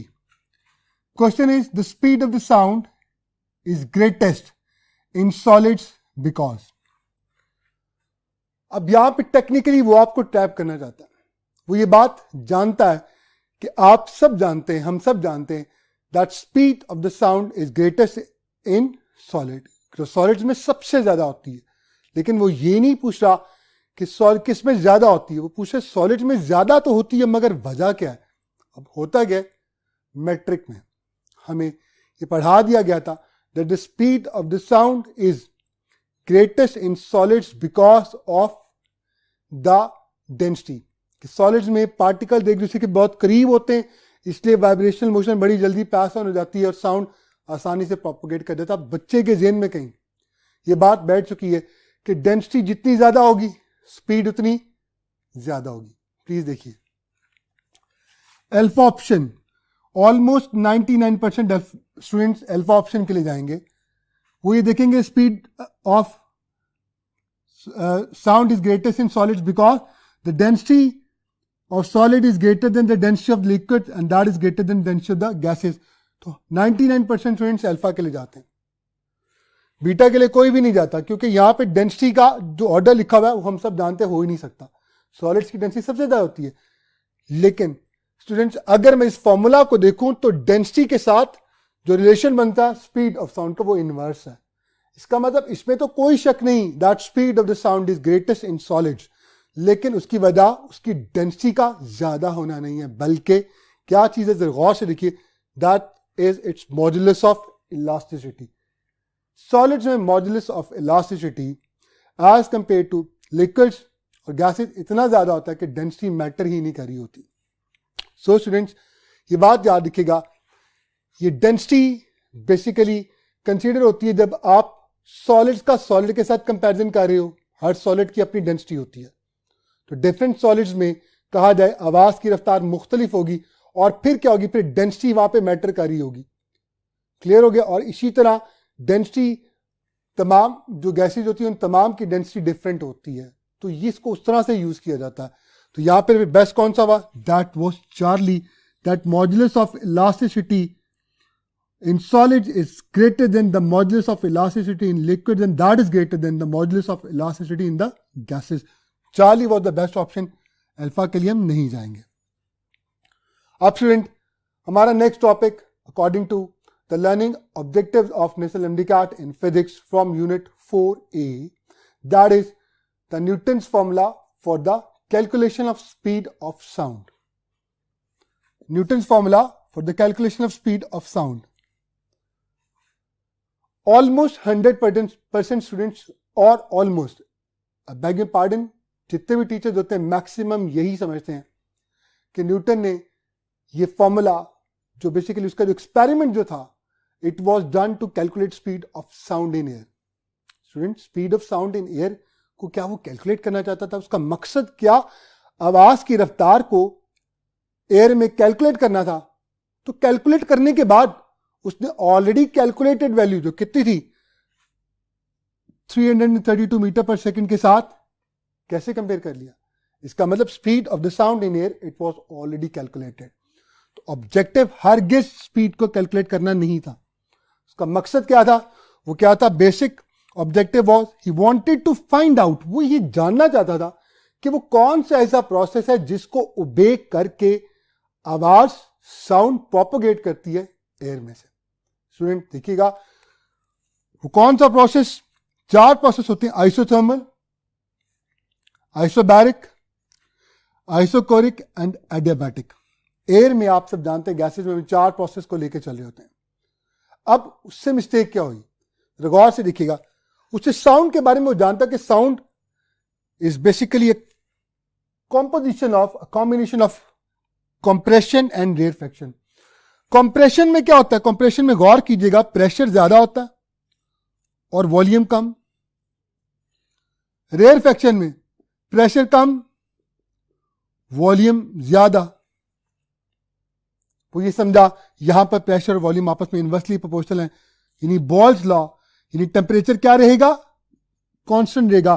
तो दैट वाज द रीजन. उससे मिस्टेक पहली स्टेप पर क्या होगी, he assume that the propagation of the sound phase through the air it follows an isothermal process. और यहीं से फिर जब उसने assumption start की तो हम अच्छी तरह से जानते हैं that according to the isothermal modulus of elasticity it is equal to pressure. Formula जो न्यूटन का स्पीड ऑफ साउंड के हवाले से आया वो क्या है, under root modulus of elasticity की जगह हम यहां पर isothermal modulus of elasticity put करेंगे, डेंसिटी ऐसे रहेगी. And you know that it is merely equal to the pressure.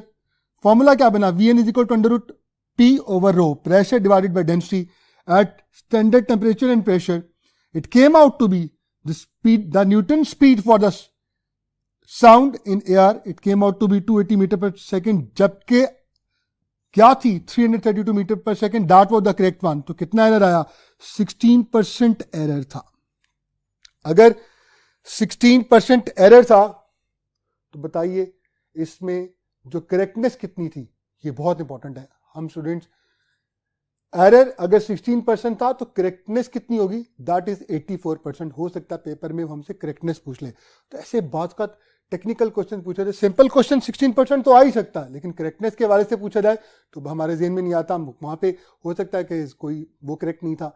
जब 16% कोई चीज एरर दे रही है तो 84% क्या दे रही है, that is the correctness in it. तो obviously it was a very important one. बहरहाल स्टूडेंट्स, आइए अब इस टॉपिक को मजीद आगे लेके चलने के लिए हम नेक्स्ट बोर्ड की तरफ स्विच करते हैं. जी स्टूडेंट्स, इसके बाद लिपलास की बात कर लेते हैं. लिपलास ने करेक्शन की, उसकी अजम्पशन क्या थी he took that it was an adiabatic process rather than an isothermal process. Adiabatic process में प्रेशर वॉल्यूम के साथ इनवर्सली प्रोपोर्शनल तो होता है, मगर वॉल्यूम की गैमाथ पावर के साथ। पीवी दिस पावर गैमा यहां पे कांस्टेंट हो जाएगा। याद रखिएगा adiabatic modulus of elasticity gamma into P के इक्वल होता है। तो फिर लेप्लास का जो formula for the calculation of the speed of the sound in air it came out to be adiabatic modulus of elasticity divided by rho, और जब इसकी जगह वैल्यू प्लेस करेंगे तो गैमा पी ओवर रो आ जाएगा। और जब कैलकुलेट की गई value it came out to be 333 metre per second, which is almost very close to 332 metre per second. तो एक बात प्रूव हो गई, यहां पर पूछा जा सकता है एंटीटेस्ट में, दैट बताइए जब साउंड प्रोपोगेट करती है एयर में से तो किस प्रोसेस को फॉलो करते हैं? Is that an isothermal process? No, it's an adiabatic process. It's a very important thing. Student यहां से कुछ क्वेश्चन देखते हैं। क्वेश्चन देखिएगा, when sound propagate through the air then. एक बात तो क्लियर होगी कि साउंड की propagation through the air it follows an adiabatic process, और एडियाबैटिक प्रोसेस की प्रॉपर्टीज का अब आपके लिए जानना बहुत जरूरी है। एडियाबैटिक प्रोसेस वो होता है जिसपे हीट एनर्जी क्या होती है? कांस्टेंट। हीट एनर्जी कांस्टेंट का मतलब है heat energy can neither come in nor can go out. इसका मतलब इन सिंपल वर्ड्स, आसान अल्फाज में मैं ये कह सकता हूं इख्तिसार के साथ कि एडियाबैटिक प्रोसेस एक ऐसा प्रोसेस है जिसमें हीट एनर्जी ट्रांसफर नहीं हो सकती। डेल्टा क्यू क्या होगा? जीरो होगा, या क्यू क्या रहेगा? कांस्टेंट रहेगा। मगर आप अच्छी तरह से जानते हैं कि यहां पर हमने पढ़ा था एडियाबैटिक कंप्रेशन में वॉल्यूम कम होता है मगर टेम्परेचर इंक्रीज कर जाता है, और जब एक्सपेंशन की बात होती है एडियाबैटिक एक्सपेंशन की तो फिर क्या होता है? फिर हमारे पास टेम्परेचर डिक्रीज कर जाता है। तो हालांकि हीट एनर्जी आ भी नहीं रही, जा भी नहीं, लेकिन टेम्परेचर इंक्रीज भी कर सकता है और डिक्रीज भी कर सकता है। इसी हवाले से अब इस क्वेश्चन को देखिएगा, when sound propagate through the air, यानी मैंने उस टॉपिक को कहा जाए तो यहां पर एक एमसीक्यू की शक्ल दी ताकि आपके सारे पॉइंट्स भी रिवाइज हो जाए और आपको मजा भी आए। Alpha option, no exchange of heat energy takes place. आप सब जानते हैं क्योंकि आवाज जब एयर में से प्रोपोगेट करती है it follows an adiabatic process, तो इसका मतलब एडियाबैटिक प्रोसेस में हीट का एक्सचेंज नहीं होता। अल्फा ऑप्शन बिल्कुल ठीक है। Beta, temperature increases at compression. Compression जहां पर बात की जाए जब साउंड प्रोपोगेट करती है तो कंप्रेशन और रेयरफेक्शन होते हैं। कंप्रेशन में आप सब जानते हैं टेम्परेचर पार्टिकल्स करीब आ जाते हैं तो टेम्परेचर क्या हो जाता है? इंक्रीज कर जाता है। बीटा ठीक है। और रेयरफेक्शन में टेम्परेचर डिक्रीज कर जाता है। तो बेस्ट ऑप्शन कौन सी होगी? Delta all of these. तो एक ही एमसीक्यूज में सारे के सारे पॉइंट्स आप लोगों को कहा जाए तो रिवाइज करवा दिए, आपने इनको याद रखना है। एक और क्वेश्चन देखिएगा, पास पेपर का question, which of the following is true for gamma. Gamma के लिए कौन सी चीज सही है? एक बात याद रखिएगा, गैमा का फॉर्मूला होता है सीपी ओवर सीवी जो आपको अल्फा ऑप्शन में नजर आ रहा है, लेकिन ये beta adiabatic modulus of elasticity को अगर डिवाइड किया जाए आइसोथर्मल के साथ तो फिर क्या हमारे पास गैमा ही आता है? जरा गौर से लिखिएगा, एडियाबैटिक मॉड्यूलस ऑफ इलास्टिसिटी हमारे पास होता है गैमा इंटू पी। अगर डिवाइड कर दूंगा आइसोथर्मल के साथ, तो आप सब जानते हैं आइसोथर्मल होता है सिंपल पी, तो पी पी से कैंसिल आउट हो गया, तो ये भी गैमा ही है। इसका मतलब Charlie option both A and B it was the right option. Factors affecting speed of the sound in air, बहुत ही अहम टॉपिक है हमारा कि वो कौन से फैक्टर्स हैं आवाज की रफ्तार को कहा जाए एयर में इफेक्ट कर सकते हैं। यहां से बहुत सारे क्वेश्चंस आते हैं और इंशाल्लाह इस साल भी आएंगे। तो let's see, effect of pressure. Question देखिएगा, मैं क्वेश्चन के थ्रू आपको समझाता हूं। How will it effect speed of sound in air. अगर नया वाला प्रेशर पहले वाले प्रेशर से 100 गुना बढ़ जाए, बच्चे क्या करते हैं? देखिए बच्चों को पता है कि फॉर्मूला जो स्टैब्लिश हो चुका है V equal to under root gamma P over rho है, तो वो क्या करेंगे? वो यहां पर P की जगह 100 P राइट डाउन कर देंगे क्योंकि प्रेशर 100 गुना बढ़ गया। ये 100 जब आ जाएगा तो नई वाली स्पीड उनको नजर आएगी V prime is equal to that is equal to under root 100 times the previous speed, और 100 का अंडर रूट 10 होता है। It means they will go for the alpha option. Almost 99% students go for the alpha option क्योंकि उन्हें formula में यही नजर आ रहा है। लेकिन स्टूडेंट बहुत important point, pressure directly effects density. मेरे अल्फाज पे गौर करना है। Pressure directly effects density of the air. अगर आप किसी जगह प्रेशर बढ़ा देंगे, डबल कर देंगे, तो डेंसिटी भी डबल हो जाएगी। अगर आप प्रेशर हाफ कर देंगे तो डेंसिटी भी हाफ हो जाएगी। इसका मतलब प्रेशर डेंसिटी को डायरेक्टली इफेक्ट करता, तो P इज इक्वल टू, जब मैं प्रोपोर्शनल का साइन खत्म करूंगा, कांस्टेंट आ जाएगा, ये रो आके डिवाइड हो गया, तो P ओवर रो, ये जो रेशियो ये कांस्टेंट, और फॉर्मूला में गौर किया जाए तो अंडर रूट गैमा यही चीज मौजूद है, P ओवर रो। तो पता ये चला कि जब मैं प्रेशर को 100 गुना बढ़ा दूंगा तो डेंसिटी भी 100 गुना बढ़ जाएगी, 100 के साथ कैंसिल आउट हो जाएगा, स्पीड ऑफ साउंड पर कोई भी इफेक्ट नहीं आएगा। इसका मतलब pressure in air, it can not effect the speed of the sound in air, because when the pressure increases, density increases in such a way that it compensate for the increase in pressure, और vice versa. So it means conclusion draw करते हैं that pressure has no effect on the speed of the sound in air। इसका मतलब best answer कौन सा होगा, that is Charlie. अब भी रफ्तार वही रहेगी जो पहली रफ्तार थी। आई होप आपको क्लियर होगा कि बहुत ही इंपॉर्टेंट था ये। हमारा next factor, effect of temperature. Temperature का क्या इफेक्ट होता है on the speed of sound in air.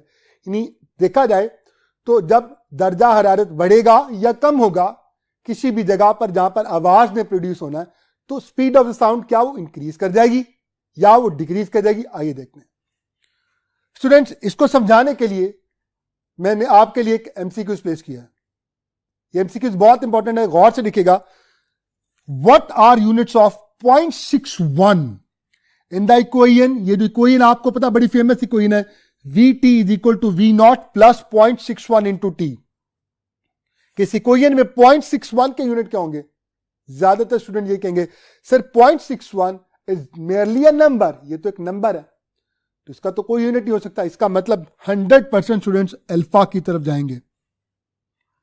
अब जरा गौर करते हैं, जब कोई इक्वेशन डेवलप की जाती है तो उसको डायमेंशनली कंसिस्टेंट होना चाहिए, हर लिहाज से उसको बैलेंस होना चाहिए। तो गौर से देखिएगा, ये Vt किसको रिप्रेजेंट कर रहा है? ये Vt रिप्रेजेंट कर रहा है स्पीड को। क्या यूनिट हो गया? Metre per second is equal to ये V not speed of the sound eight 0 degree Celsius, speed है मीटर पर सेकेंड।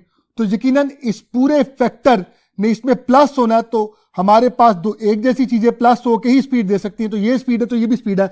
इसका मतलब 0.61 इंटू टी जो कि टेम्परेचर है, हमारे पास इसका यूनिट भी मीटर पर सेकेंड होना चाहिए। अब 0.61 इंटू टेम्परेचर क्या है? That is kelvin is equal to metre per second. तो केल्विन वहां जाके डिवाइड हो गया तो क्या आ गया? मीटर पर सेकेंड पर केल्विन। तो पता चला कौन सा ऑप्शन है? That is the Charlie option. तो it was a very important question student. अब यहां से एक बात क्लियर होगी, मैंने एक क्वेश्चन आपको प्लेस के, इस पर गौर कीजिएगा। हम सब जानते हैं Vt is equal to V not plus 0.61 into T का मतलब क्या है?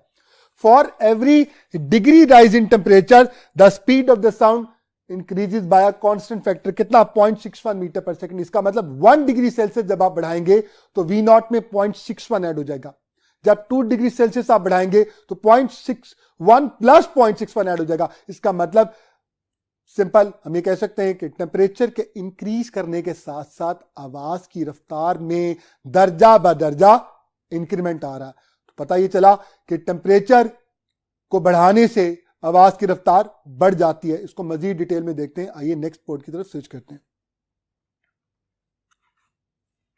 जी स्टूडेंट, कंक्लूजन ये ड्रॉ हुआ, speed of the sound in air increases with increase in temperature and vice versa.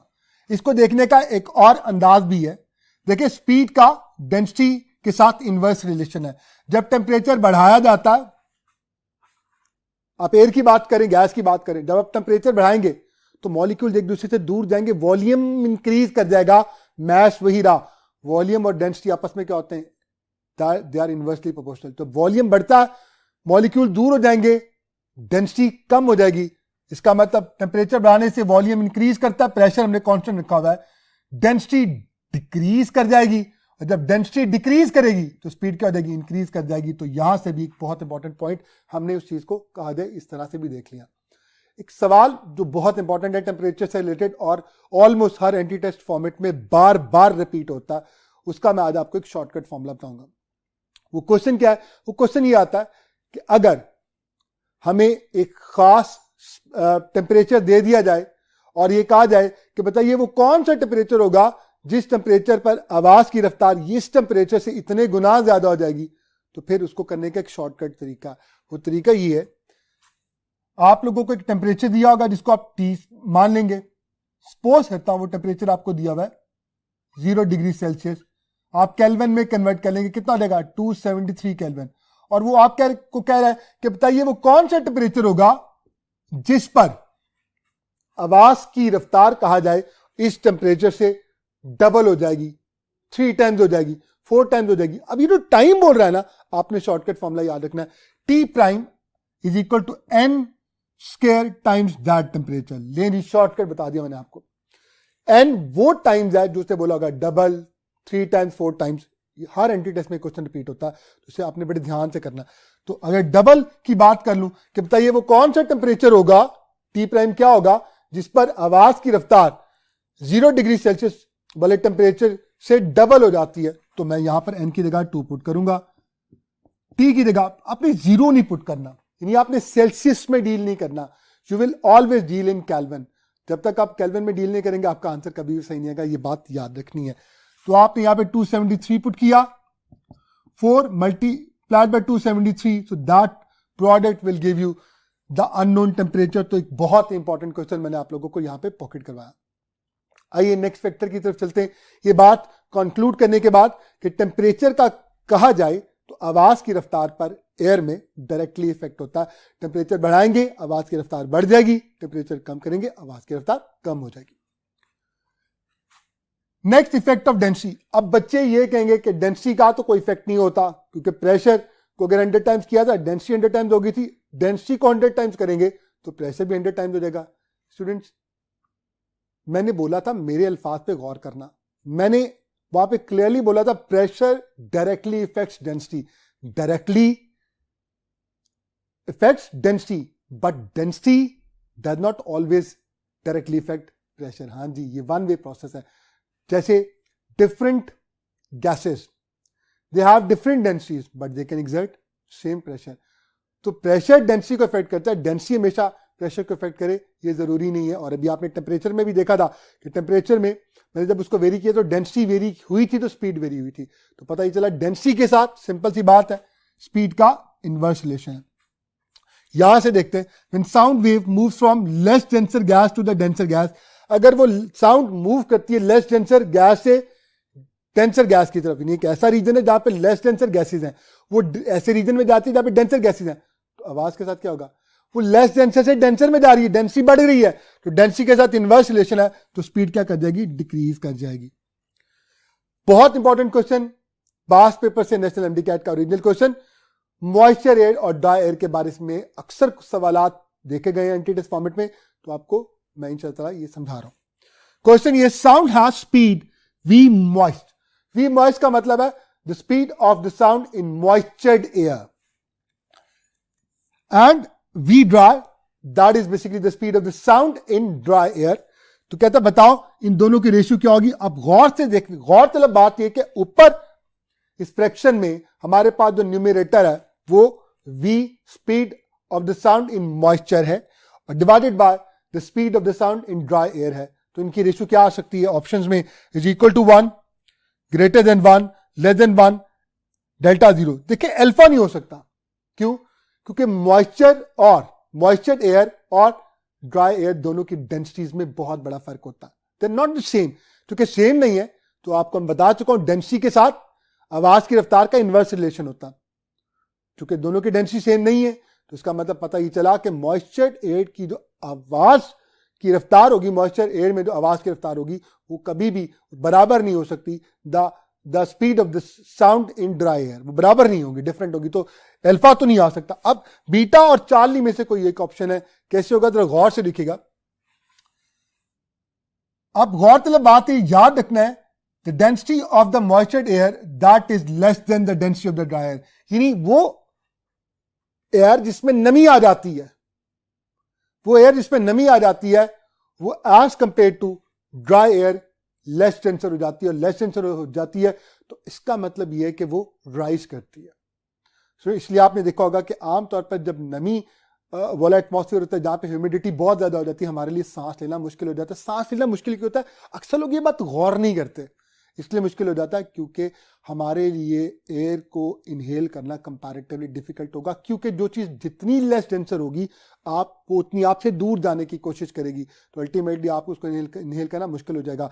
तो स्टूडेंट ये बात भी आपको यहाँ पे याद रखेगी। और यहाँ से पता ये चला कि अगर density in the moisture air that is less than the density of the dryer, तो speed of the moisture air that is greater than the speed of the dryer, तो इनकी जब रेशियो ली जाएगी it must be greater than 1। हमारा आज का कहा जाए तो लास्ट टॉपिक है that is principle of super positioning. Super positioning किसको कहते हैं? When two identical waves. अब सबसे बड़ा कीवर्ड जो अक्सर बच्चों को पता नहीं होता, आइडेंटिकल वेव से मुराद क्या? स्टूडेंट्स, आइडेंटिकल वेव से मुराद है ऑफ द सेम काइंड, जिससे मुराद ये कि साउंड वेव के साथ सुपर इंपोज होगी, लाइट के साथ सुपर इंपोज होगी, तभी इंटरफेरेंस का फिनोमेना ये सारा कुछ चलेगा। तो आइडेंटिकल से मुराद क्या है? आइडेंटिकल से मुराद they are of the same kind of the waves.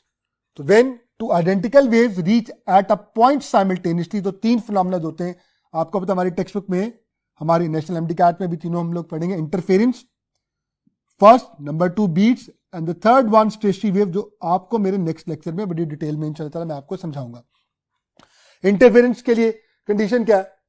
Waves तो आइडेंटिकल होंगी, ये तो तीनों में ही है, लेकिन इंटरफेरेंस तब होगी जब फ्रीक्वेंसी हूबहू सेम होगी, फ्रीक्वेंसी बिल्कुल सेम होगी तब। और दूसरी बात, they must be moving along the same direction, दोनों की डायरेक्शन भी सेम होगी। तो फिर क्या होगा? फिर दो तरह के फिनोमेना इंटरफेरेंस में जन्म लेते हैं, कंस्ट्रक्टिव इंटरफेरेंस या डिस्ट्रक्टिव इंटरफेरेंस। या तो रिजल्टेंट की जो वेव है उसका एम्पलीट्यूड बढ़ जाएगा या कम हो जाएगा। बीट्स कब प्रोड्यूस होती है?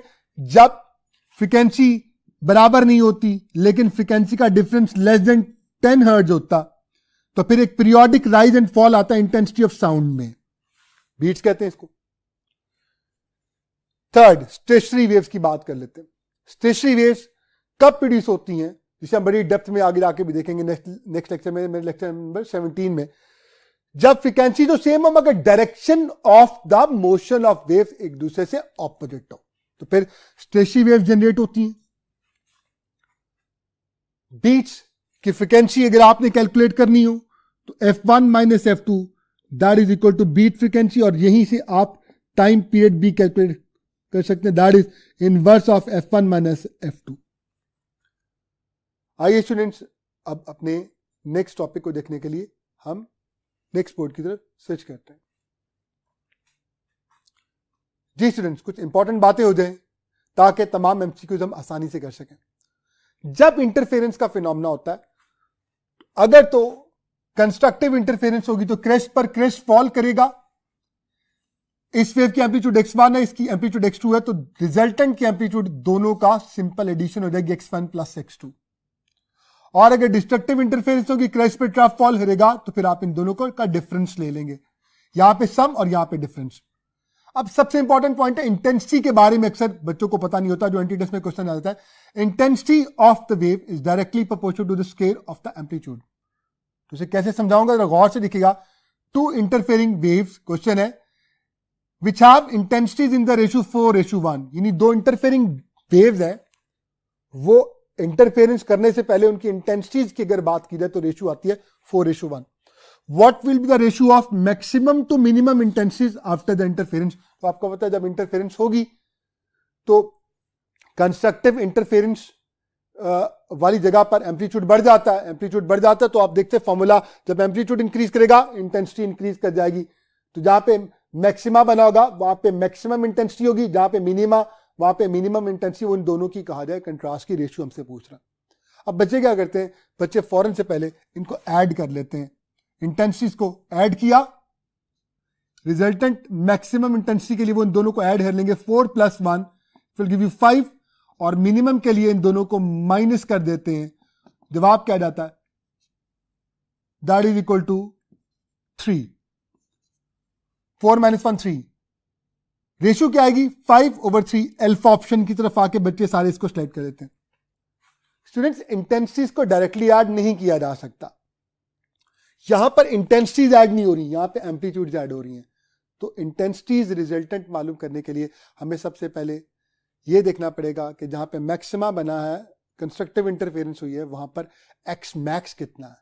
मैक्सिमम एम्पलीट्यूड पहले कैलकुलेट करेंगे और मिनिमा के लिए एक्स मिनिमम, और फिर उसका स्केल लेके हम इंटेंसिटीज को कैलकुलेट करेंगे, फिर उन इंटेंसिटीज का क्या आएगा, रेशियो आएगी। कैसे होगा, जरा गौर से देखिएगा। हम ये बात जानते हैं कि एम्पलीट्यूड जो होती है, अगर देखा जाए, अगर इंटेंसिटी एम्पलीट्यूड के स्क्वायर के साथ डायरेक्टली प्रोपोर्शनल है तो एम्पलीट्यूड वो इसके स्क्वायर रूट के साथ डायरेक्टली प्रोपोर्शनल होगी। तो x1 over x2 is proportional to under root first intensity divided by second intensity. Values place कर दी 4 over 1, it will give you 2 over 1। तो मैं सपोज कर लेता हूं कि पहली एम्पलीट्यूड x1 2 सेंटीमीटर है और दूसरी एम्पलीट्यूड 1 सेंटीमीटर है। मैं सबसे पहले मैक्सिमम के लिए इनको ऐड करूंगा, एम्पलीट्यूड में ऐड होती है, 2 + 1 3 सेंटीमीटर आ गया, और माइनस करूंगा 2 - 1 1 सेंटीमीटर। अब यहां से सबसे पहले मैं स्क्वायर लेकर मैं इंटेंसिटी निकालूंगा। तो maximum intensity is directly proportional to maximum amplitude का स्क्वायर। तो आप सब जानते हैं कितना था, 3 का स्क्वायर इंटू नॉर्मल इंटेंसिटी कितना आ गया, 9i। और इस तरह मिनिमम के लिए मैं मिनिमम एम्पलीट्यूड का स्क्वायर लूंगा, तो नॉर्मल इंटेंसिटी इंटू 1 का स्क्वायर, क्योंकि वो 1 था, i आ जाएगा। अब 9i over i, ये i max over i minimum, i से कट गया, 9:1। सो इट मीन्स हमारे पास जवाब कौन सा आएगा, that is equal to beta. Students आपने देखा, it's a very important thing, कैसे क्वेश्चंस हमें एंटी टेस्ट में आ सकते हैं। तो I hope that you people will remember it, और इंशाल्लाह हम इसकी प्रैक्टिस मजीद भी करेंगे। स्टूडेंट्स अब आखिरी बात, अपने आज के लेक्चर को कंक्लूड कर रहा हूं। कंस्ट्रक्टिव इंटरफेरेंस के लिए पाथ डिफरेंस का फॉर्मूला तमाम स्टूडेंट्स को फिंगर टिप्स पर होता है, that is an integral multiple of complete wavelength, यानी एन लेमडा। और मैं अल्फाज में बोल रहा हूं, एन इंटीग्रल, ये इंटीजर है, 0 1 2 3 4 सारे इंटीजर्स होते हैं, integral multiple of complete wavelength है लेमडा। ठीक हो गया। और डिस्ट्रक्टिव के लिए क्या होता है, डिस्ट्रक्टिव इंटरफेरेंस के लिए पाथ डिफरेंस होता है an odd integral multiple of half of wavelength. Odd आता है क्योंकि आप इसमें जब भी पुट करेंगे, 0 पुट करेंगे 2 × 0 0 यानी 1 आ जाएगा, फिर 1 पुट करेंगे तो 2 × 1 2 + 1 3 यानी odd integral multiple of half of wavelength. ये डिस्ट्रक्टिव इंटरफेरेंस के लिए आता है।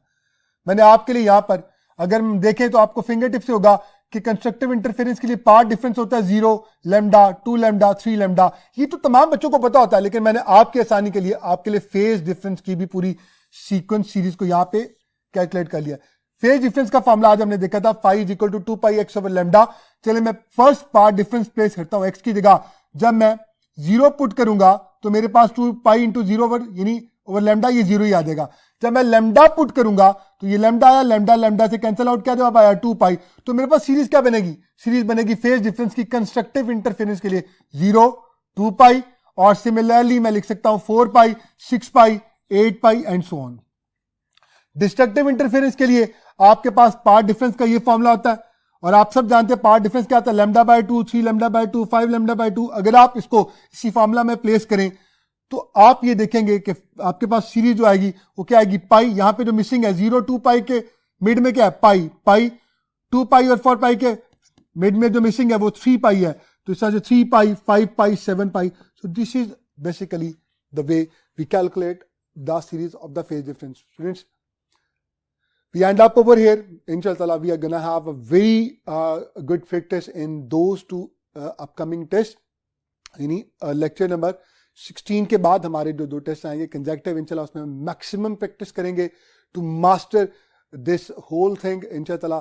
सो अब इमरान सरवदी को इजाजत दें, आपसे बहुत जल्द मुलाकात होगी उन दोनों टेस्ट की डिस्कशन के साथ। Wish you best of luck. अस्सलाम वालेकुम व रहमतुल्लाहि व बरकातुहू।